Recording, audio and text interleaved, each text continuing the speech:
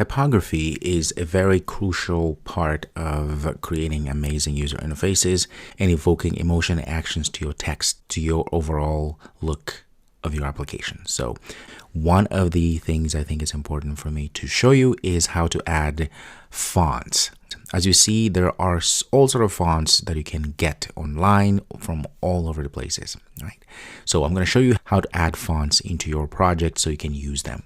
First of all, we need to know where exactly we're going to get those fonts from. Now, although there are many places, exotic places where you can go and find fonts in the internet, I would recommend this wonderful place called fonts.google.com. Yes, you guessed it. Google Fonts, it's a thing, and I suggest you use that to get fonts. As you can see, there's so many fonts you can see from our scrolling here that you can get. It's a wonderful website to use whenever you need to get some fonts. You can search for fonts if you already have an idea of what fonts you're looking for, but I usually like to just scroll around until I find something that strikes my eye. Now, also to remember that in this case here, I'm going to get something a little bit more extravagant so that we can actually see the differences, right? When you are building your own applications, obviously it's important to be a little bit particular as to what is the kind of font that you're using because you want to evoke the right message. Let's go ahead and find something more. I do like a lobster. let's do that. Okay, so once you find the font that you want, you can just go ahead and click this plus button there, which will add that family selected here, you can see. And these fonts can be used in many places, one of which is on a web page. So they tell you exactly how to use that on a web page, but we're not interested on web pages here because we are creating Flutter applications, right? So we're interested actually in getting the font and import those fonts into our project. So how do we do that? Looks like I need to make this a little bit smaller in order for us to actually see that download button, because I had this zoomed in a little bit more so that you can see, but then I lost this download there. Very good. So at this point, you just go ahead and download. But before I do that, you can actually go to customize. As you can see, this is ticked, so regular 400. You can change for different languages as well. So I'm Latin-based language, so of course this is chosen. But if you're Cyrillic, or Latin extended, and Vietnamese, you can get all of those as well. Okay, very good. So I'm going to go ahead and download this. It'll take a few seconds. And there we go. We have our zip folder, lobster. Let's go ahead and I'm going to double click to unzip it. All right, so there we go. We have a lobster unzipped and we have this lobster regular.ttf. So that is the file format that we have. And this is what we're going to be adding into our project. And then we have this OFL text. So I suggest you to read it a little bit. That way you know all of the licensing and all sort of things. So I really encourage you to always read this text here because it gives you all the information so that you don't end up in trouble if you, for instance, use this to sell or use this on a project that you're not supposed to sell and all that stuff. Disclaimer here, always read this so that you are covered. So now let's go ahead and add this to our project. First of all, we're going back to our project, open our project, and at the root folder of our project, so this one is the root, we'll right click, I'm going to create a new directory. And this directory, I'm going to call fonts. Okay, that's the name implied. This is where we're going to put all our fonts. We can have more than one font, obviously. And the great thing about our IDE is that it knows exactly what you mean. So if you say fonts, it expects fonts, and it gives us this very nice icon with the letter A there. Okay, signify fonts. Very good. So now we're going to copy the font we just downloaded into this folder.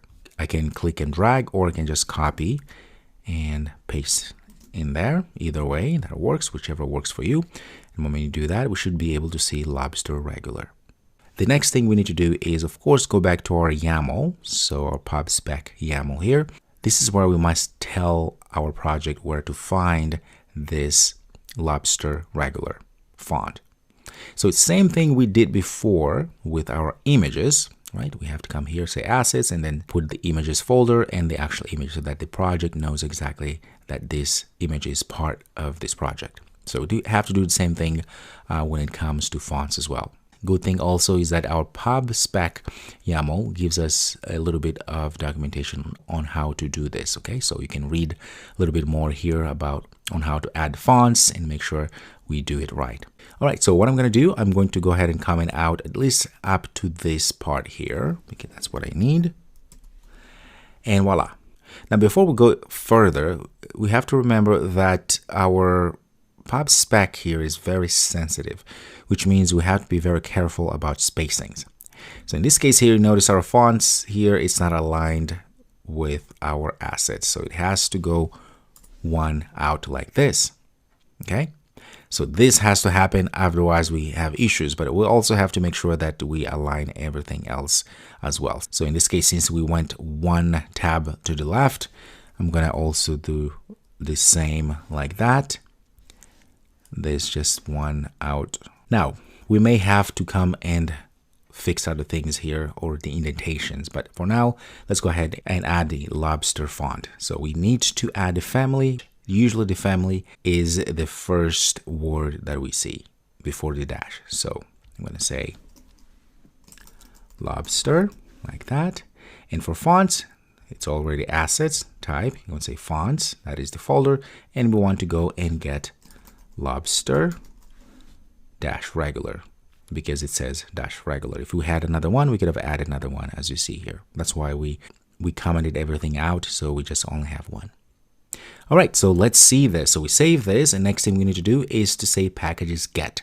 And voila, it looks like everything is good. So at this point here, we're ready to use this lobster font. Okay, let's go to our code. Since we have in our main dart, remember we have this button here or anywhere really. So for instance, for our body one here, we have font, we have color. Let's go ahead and call the font family a string type. So we have to pass string inside there, and it has to be the font family name.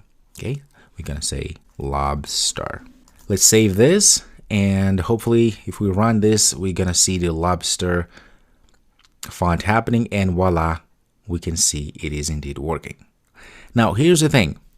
If you're running into issues knowing that you went to pub spec and you added everything correctly, make sure these names are exactly the same. That's very, very important. Otherwise, you're going to run into issues. And you say packages get as we did here, and everything is great.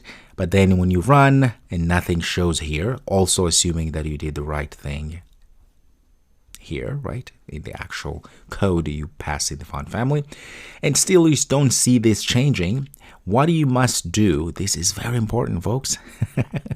What you have to do is just go to build up there and say rebuild project, okay, or just say build project at the top here, whichever, either or will work.